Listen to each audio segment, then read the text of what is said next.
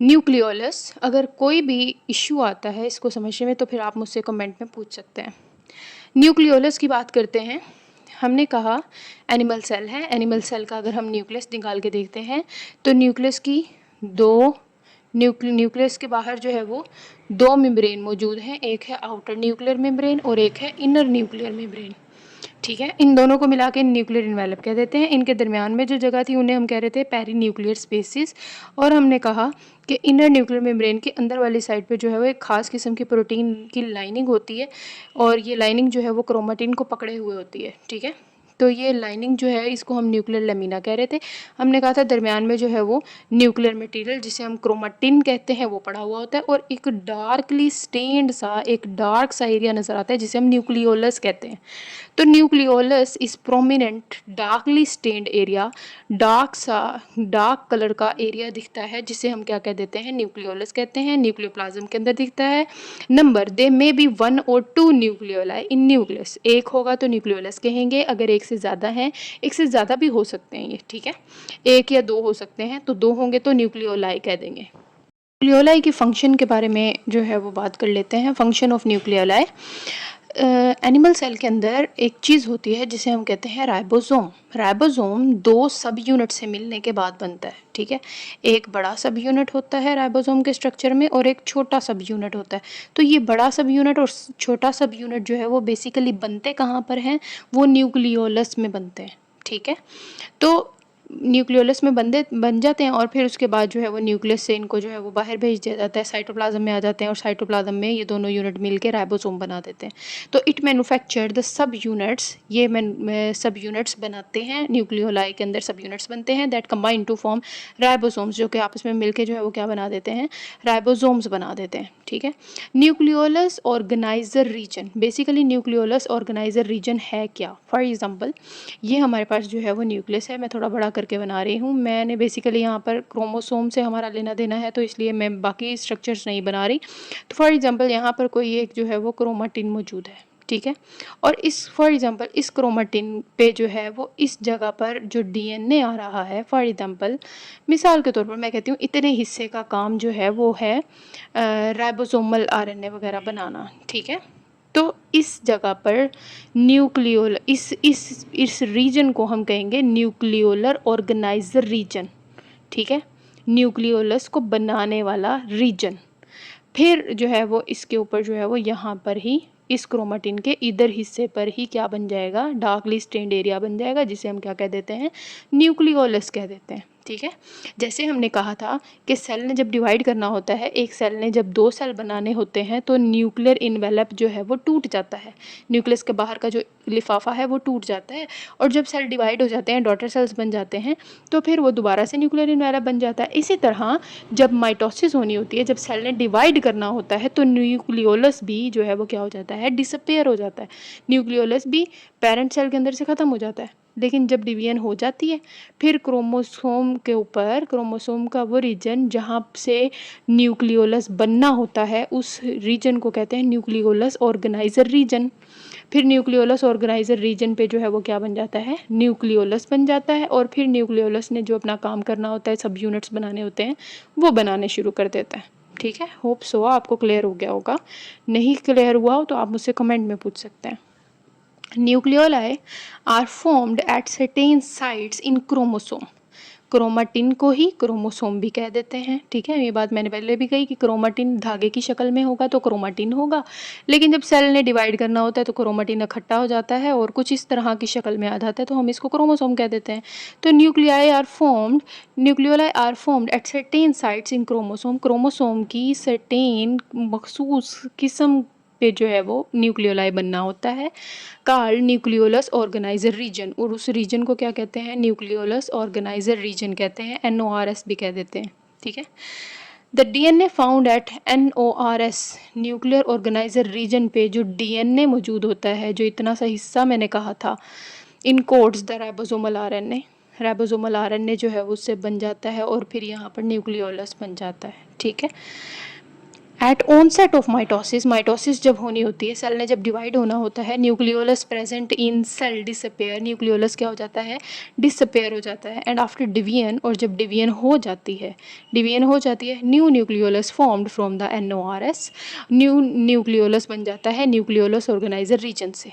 ठीक है, इसकी अगर हम कंपोजिशन की बात करते हैं, न्यूक्लियोलस की कंपोजिशन के, न्यूक्लियोलस बेसिकली क्या किस चीज़ से मिलकर बना हुआ है, तो nucleolus consist of granular and fibrillar components and DNA। ठीक है, मैंने क्या कहा था यहाँ पर, DNA होता है, ठीक है, न्यूक्लियस है, न्यूक्लियस के अंदर जो है वो क्रोमाटिन है, क्रोमाटिन का एक खास हिस्सा जिसने न्यूक्लियोलस बनाना होता है उसे न्यूक्लियोलस ऑर्गेनाइजर रीजन कहते हैं, वहाँ से पे जो है वो न्यूक्लियोलस बन जाता है। और न्यूक्लियोलस का काम क्या है कि उसने राइबोसोम के सब यूनिट्स बनाने हैं, छोटे छोटे यूनिट्स बनाने हैं। तो इस न्यूक्लियोलस के अंदर क्या क्या चीज़ें, एक तो ये DNA बीच में फंसा हुआ है तो DNA होगा, दूसरी क्या क्या चीज़ें हैं न्यूक्लियोलस के अंदर, ग्रैन्युलर एंड फिब्रिला कंपोनेंट्स हैं। अब ये ग्रैन्युलर कंपोनेंट्स क्या हैं, ग्रैन्युलर कंपोनेंट्स वो हैं, वो वाले प्रोटीन्स हैं, वो वाले सब यूनिट्स हैं जो ऑलरेडी बन चुके हैं। ठीक है, और न्यूक्लियोलस के अंदर जो बन चुके हैं वो वाले ग्रैन्युलर जो हैं वो बन चुके हुए यूनिट्स हैं, और कुछ धागे इसकी न्यूक्लियोलस के अंदर होते हैं जिन्हें हम फिब्रिला कहते हैं, जिन्होंने इकट्ठे होकर इनको बनाना होता है। ठीक है, तो ग्रेन्यूल्स कंसिस्ट ऑफ राइबोसोमल सब यूनिट्स, जो ग्रेन्यूल्स जो हैं वो क्या है, राइबोसोमल के सब यूनिट्स हैं जो कि बन चुके हैं, that have already been formed, जो कि पहले ही बन चुके हैं। And fibrils consist of raw material of ribosome, और फिब्रिल्स क्या हैं, रॉ मटेरियल हैं जिनसे राइबोसोम के सब यूनिट अभी बनने हैं, जो न्यूक्लियोलस का काम है वो होना है, that is ribosomal RNA molecule and protein. ठीक है, ये हमारे पास जो है वो मैंने कुछ स्ट्रक्चर यहाँ पे डायग्राम बना दी है। न्यूक्लियर इन्वेलप है, ये डार्कली स्टेन्ड एरिया जिसे हम न्यूक्लियोलस कहते हैं, ये क्रोमाटिन मटेरियल है। ठीक है, टॉपिक है क्रोमाटिन एंड क्रोमोसोम्स। क्रोमाटिन और क्रोमोसोम में क्या फ़र्क होता है, हमने कहा एनिमल सेल होता है, एनिमल सेल के दरमियान में जो है वो न्यूक्लियस होता है, न्यूक्लियस को अगर हम खोल के देखते हैं तो न्यूक्लियर इन्वेलप के अंदर धागेदार मटेरियल मौजूद होता है जिसे हम क्या कह देते हैं, क्रोमाटिन कह देते हैं। तो nucleus contain string like fibres, धागे नुमा की तरह जो है वो फाइबर्स मौजूद होते हैं, बारीक बारीक धागे से मौजूद होते हैं, कार्ड क्रोमाटिन। इन धागों को हम क्या कह देते हैं कि ये क्या है, क्रोमाटिन है। It is composed of DNA and protein. ये जो क्रोमाटिन है ये बेसिकली दो चीज़ों से मिलके बने हुए हैं, एक DNA और दूसरी प्रोटीन। पहले हमने पिछले पॉइंट में डिस्कस किया था कि एक ख़ास किस्म की प्रोटीन को न्यूक्लियस के अंदर जाने की इजाज़त होती है, वो जो ख़ास किस्म की प्रोटीन थी उसे हम क्या कह रहे थे, हिस्टोन प्रोटीन। तो वो बेसिकली जो DNA के साथ जो प्रोटीन मौजूद होती है वो हिस्टोन प्रोटीन मौजूद होती है। ठीक है, यहाँ से हम पहले डायग्राम से इसको समझते हैं कि ये मेरे पास एक न्यूक्लियस है, न्यूक्लियर इन्वेलप हो गया, ये दरमियान में डार्कली स्टेन्ड एरिया है जिसे हम न्यूक्लियोलस कहते हैं, और ये धागे नुमा चीज़ जो है इसे हम क्रोमाटिन कह देते हैं। तो अगर मैं ये क्रोमाटिन, हमारा बेसिकली हम क्रोमाटिन को डिस्कस कर रहे हैं, हमने इस क्रोमाटिन को खोला। ठीक है, क्रोमाटिन को खोल के जब हमने इसके कुछ खास एरिया को, फॉर एग्जांपल इतने से एरिया को जो है वो हमने खोला, तो हमें कुछ बॉल्स लाइक स्ट्रक्चर्स मिले, और वो ऐसे इकट्ठे हुए हुए स्ट्रक्चर्स थे और उनके ऊपर एक धागा से लिपटा हुआ था। तो वो जो बॉल्स थी, ये जो बॉल है, ऐसी बॉल्स जिनके ऊपर जो है वो धागा लिपटा हुआ ऐसे है, इस बॉल को बेसिकली कहते हैं न्यूक्लियोसोम्स। ठीक है, हमने इसको जो है वो और ढीला करके देखा और खोल के देखा, तो हमें कुछ इस तरह दिखा कि एक धागा है, वो एक बॉल के इर्द गिर्द लिपटता है, फिर उसके बाद वो धागा आगे चला जाता है, फिर अगली बॉल के ऊपर लिपटता है, फिर अगली बॉल के ऊपर लिपटता है। ठीक है, इस तरह करके जो है वो ये जो है वो लंबा सा जो है ना वो थ्रेड लाइक स्ट्रक्चर है। और ये जो बॉल है ये एक ख़ास किस्म की प्रोटीन है जिसे हम हिस्टोन प्रोटीन कह देते हैं। ठीक है, और अगर हम इस धागे को खोल के देखें कि जी धागा क्या है, तो ये धागा बेसिकली क्या है, DNA है। ठीक है, तो क्रोमाटिन किस चीज़ से मिलकर बना हुआ है, DNA और हिस्टोन प्रोटीन से मिलकर बना हुआ है। और जब DNA हिस्टोन प्रोटीन के ऊपर ऐसे रैप हो जाता है तो उसे हम क्या कह देते हैं कि ये क्या है, ये है न्यूक्लियोसोम्स। ठीक है। तो न्यूक्लियोसोम्स क्या है? Chromatin is made of series of Beed like structures. Chromatin जो है वो बीड लाइक, ऐसे लगता है जैसे मोती पिरोए हुए हों, तो एक सीरीज है कि एक के बाद दूसरा मोती, दूसरे के बाद तीसरा मोती, सीरीज में जो है वो मोती लाइक स्ट्रक्चर्स जो हैं वो इसमें लगे हुए हैं, कॉल्ड न्यूक्लियोसोम्स। ये इन मोतियों वाले स्ट्रक्चर्स को क्या कह रहे हैं हम? बेसिकली न्यूक्लियोसोम्स कह देते हैं। इन न्यूक्लियोसोम में DNA strand wraps around group of small proteins। Small proteins, छोटी छोटी प्रोटीन्स के इर्द गिर्द जो है वो DNA रैप हुआ होता है। उस DNA की, उस प्रोटीन का क्या नाम है? Histone protein. ठीक है। Around group of small proteins, ये histone protein basically 8 histone proteins होती हैं जो आप आगे पीछे जुड़ी हुई होती हैं। यहाँ पे आपको तो सिर्फ एक दिख रही है, बहरहाल आप ऐसे सिंपल याद रख सकते हैं। ठीक है। तो हिस्टोन प्रोटीन के इर्द गिर्द जब DNA रैप हो जाता है उसे हम क्या कह देते हैं कि ये क्या है? ये है न्यूक्लियोसोम। ठीक है। अगर हम DNA की साइज की बात करें तो ह्यूमन सेल के अंदर DNA जो है वो तकरीबन 6 फुट लंबा होता है। 6 फीट लंबा जो है वो स्ट्रक्चर है, 6 फीट लंबा धागा है। इस 6 फीट लंबे धागे को जो है वो 46 हिस्सों में तकसीम किया जाता है। ठीक है। 46 हिस्सों में तकसीम कर दिया जाता है और हर एक हिस्सा 1.5 इंच का आता है। ठीक है।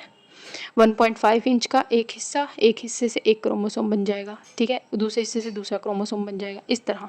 ठीक है। ह्यूमन सेल बॉडी के अंदर 46 क्रोमोसोम होते हैं। ठीक है।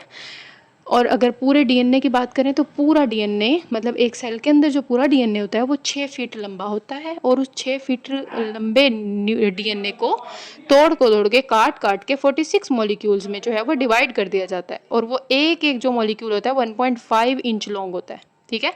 There is 6 feet long DNA present in nucleus of human cell के न्यूक्लियस के अंदर 6 फीट लंबा DNA मौजूद होता है। It is subdivided into 46 molecules. इसको 46 मॉलिक्यूल्स में डिवाइड कर दिया जाता है। That is 1.5 inch long, 1.5 inch long and 1 for each chromosome. और 1.5 इंच लंबा जो पीस बनता है उससे एक क्रोमोसोम बन जाता है। इसी तरह 46 पीसेस हैं तो 46 क्रोमोसोम्स बन जाएंगे। ठीक है।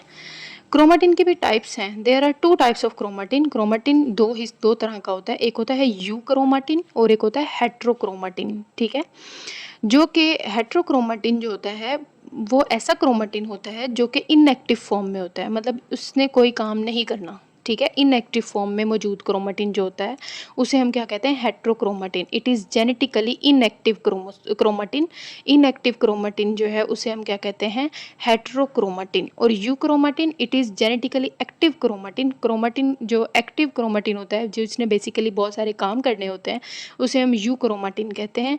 And it transcribe RNA to produce proteins. Normally basically होता क्या है, हमारे पास DNA मौजूद होता है। DNA 2 स्टैंड पे मुश्तमिल होता है। ठीक है।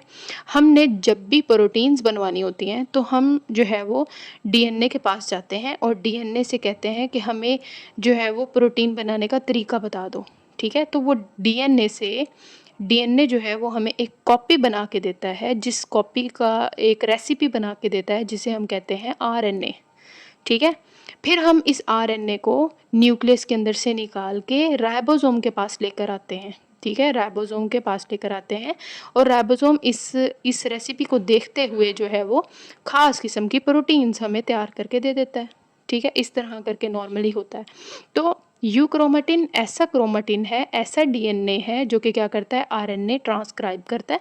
इस प्रोसेस को, DNA से RNA बनने के प्रोसेस को ट्रांसक्रिप्शन कहते हैं। ट्रांसक्रिप्शन। और RNA से प्रोटीन बनने को हम कहते हैं ट्रांसलेशन। तो बेसिकली वो वाला DNA जिससे जो है वो RNA बनना है वो कौन सा होता है? यू क्रोमाटिन होता है। It transcribe RNA to produce protein, ताकि RNA बनने और फिर क्या बनाया जा सके? प्रोटीन बनाई जा सके। क्रोमोसोम और क्रोमाटिन में बेसिकली क्या फ़र्क होता है? न्यूक्लियस के अंदर जो धागेदार मटेरियल होता है, अगर ये धागों की शक्ल में होगा तो हम इसको कह देते हैं कि ये है क्रोमाटिन। लेकिन जब सेल ने डिवाइड करना होता है, जब सेल ने एक सेल से 2 सेल्स में डिवाइड होना होता है तो सेल ये थ्रेड लाइक चीज़ को कंडेंस कर देता है, ऐसे पकड़ के सिकुड़ा देता है, और वो सिकुड़ने के बाद कुछ ऐसी शक्ल में आ जाते हैं जैसे कि आपके पास यहाँ पे डायग्राम में दिखाया हुआ है। तो जब इस धागे नुमा शक्ल से ये वाली शक्ल बन जाती है तो इसका नाम भी चेंज हो जाता है। हम इसको कहते हैं कि ये क्या बन गया है, ये क्रोमोसोम बन गया है।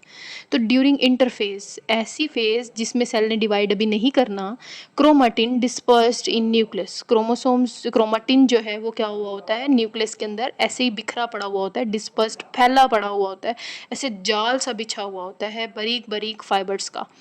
When cell begins to divide, लेकिन जब सेल ने डिवाइड करना होता है, एक सेल से जो है वो दो सेल्स ने बनना होता है, तो chromatin strands compressed into specialised structure, chromatin के जो स्ट्रैंड्स हैं वो कंडेंस हो जाते हैं और एक खास किस्म की शक्ल इख्तियार कर लेते हैं, जिसे हम क्या कह देते हैं कि ये क्या है, क्रोमोसोम्स है। ठीक है, क्रोमोसोम्स हो गया। उसके बाद क्रोमाटिड्स एंड सेंट्रोमेयर क्या होता है, क्रोमोसोम के जो दरमियान में ये जो जगह होती है इसे हम बेसिकली कहते हैं कि ये है सेंट्रोमेयर।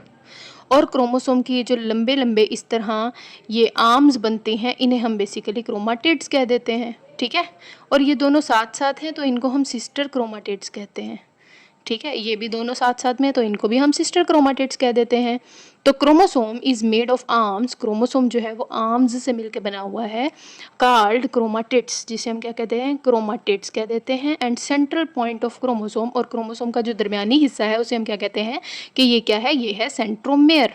ठीक है, उसके अलावा नंबर ऑफ क्रोमोसोम्स, कि नंबर ऑफ क्रोमोसोम से क्या मुराद है, हर जानदार के अंदर एक खास किस्म के नंबर में मौजूद होते हैं क्रोमोसोम्स। ठीक है, जैसे हमारी बॉडी के अंदर ह्यूमन सेल है 46 क्रोमोसोम्स, हमारी बॉडी के अंदर 46 क्रोमोसोम्स होते हैं। ठीक है, सम आर्ट्स एंड राउंड वॉर्म्स, कुछ कीड़ियाँ हैं, कुछ कीड़े मकोड़े और कुछ राउंड वॉर्म्स हैं, मतलब कुछ मतलब वर्म्स वगैरह जिन्हें हम कह देते हैं, उनके अंदर 2 क्रोमोसोम्स भी हो सकते हैं। क्रोमोसोम कम भी हो सकते हैं, क्रोमोसोम बहुत ज़्यादा भी हो सकते हैं।